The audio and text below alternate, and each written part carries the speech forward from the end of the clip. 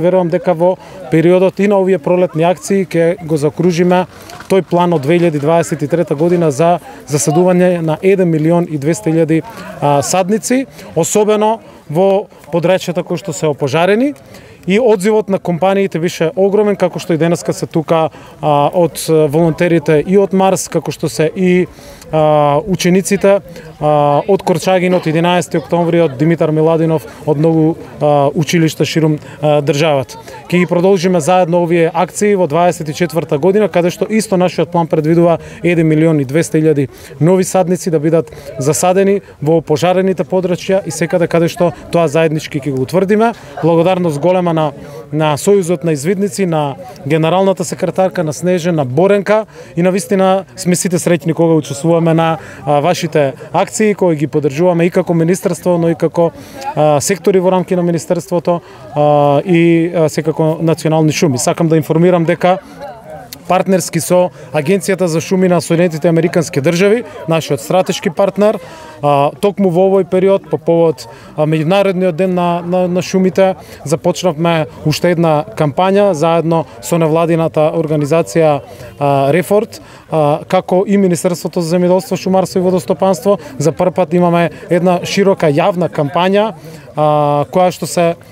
нарекува "Не сечија мојата иднина, стоп за дрвокраците". Ова кампања е наменета и е порака токму до сите совесни граѓани и до сите да проработи кај сите нас совеста да купуваме огромно дрво само од лиценцирани продавачи, тоа се националните шуми, сите оние кои што се лиценцирани приватни стопанственици, но не и од дрвокраците кои што не даваат испратници, не даваат документација, а со тоа ако купуваме дрва огревни токму од нив, ги мотивираме тие да продолжат со криминалот кој што го прават, со злоупотребите и со сечењето на сите овие дрва и со сечењето на иднината на сите наши генерации. Токму во овој период ја започнавме и оваа кампања која што се надополнува на планот за зелена транзиција, за обнова на шумскиот фонд, кој што се надополнува на сите наши активности кои што ги спроведуваме, особено во овие 2 години, на кои што еве со задоволство и Боренка се приклучи и на поддршка на Министерството, но и Министерството со поддршка на Боренка и на Сојузот на извидници. Министер, да ни кажете дали го решивте проблемот со земјоделците во Свети Николско со договорите за закуп на земјиштето? Првен апел да не ги адресираме прашањата како проблем заради тоа што во 2007 година е донесен закон за земјоделско земјиште.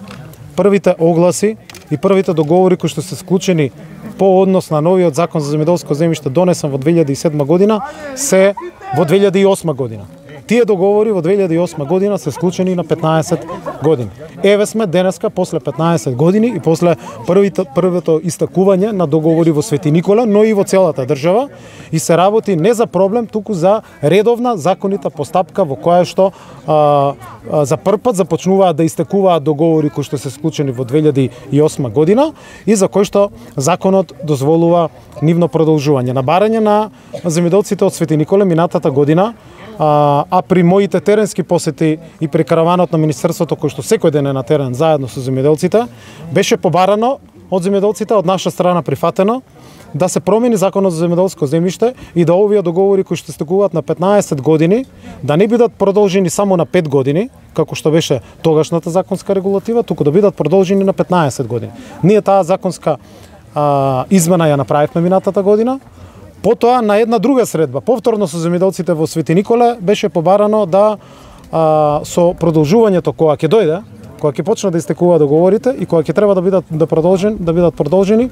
да биде земена во предвид првичниот износ на закупнина по кој што се склучени договорите. А тоа е закупнината по која што ги склучиле договорите во 2008 година. И ова барање на земјоделците од нашите теренски посети ние го прифативме. И дополнително законот беше променет да наместо на 5, кога ќе истечат, а почнуваат од оваа година да истекуваат, овие договори бидат продолжени на 15 години и тоа да биде по износ на закупнина кој што е од 2008 година. Сите овие барања на земјоделците биле прифатени од наша страна и се реализирани. На последната средба која што имавме во Свети Никола со дел од закупците кои што на кои што прво им стекуваат договорите, тоа се околу 82 договори, мислам дека од Свети Николе, и за кои што веќе е дојден моментот и е започната постапката. Заедно со земјоделците потпишавме петиција, односно тие изразија поддршка и на министерот и на министерството во поглед на продолжување на овие договори, односно на редовната постапка која што треба да се спроведе. И ние таа постапка ја спроведуваме. Разговаравме со Државното правобранителство, завчера јас лично бев на состанок, разговаравме со Секретаријатот за законодавство и со сите останати институции, и лично сметам дека нема пречка да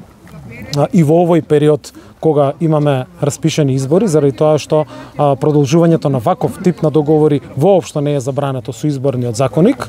заради тоа што не станува збор за располагање, туку станува збор за закуп и користење на државно земјоделско земјиште од страна на исти физички лица. Верувам дека како доаѓаат роковите, така и во следните месеци истите договори веќе ќе бидат на владина седница и ќе бидат процесирани. Односно, најголем дел од нив веќе од страна на министерството се целосно документите подготвени, се прикачени на влада на системот, се собираат мислења и ќе се донесат согласности од страна на владата, а потоа согласно Законот за земјоделско земјиште донесен тогаш во 2007 година, министерството, односно министерот ќе ги склучи договорите. Сакам да информирам дека исто така со земјоделците разговаравме и за итни законски измени, и бидејќи привршува рокот на работа на овој парламентарен состав, ние заеднички потпишавме петиција и земјоделците ги прифатија и ги поддржија законските измени кои што се во собраниска процедура, се со цел да се отстранат правните празнини во периодот од завршување на договорот до самото продолжување на договорите, да нема никаква правна празнина. Веројатно во 2007 година кога некој го пишувал законот, не предвидел, односно не ги предвидел овие ситуации и предвиделе еден период во кој што од завршување на договорот до склучување на новиот договор има период од неколку месеци, а во тие неколку месеци истиот закон предвидува дека доколку искочи инспекција на терен може и да им пише казни на земјоделците. Токму од тие причини иницииравме законски измени кои што се во собраниска процедура, да тој период биде отстранет и да нема прекин во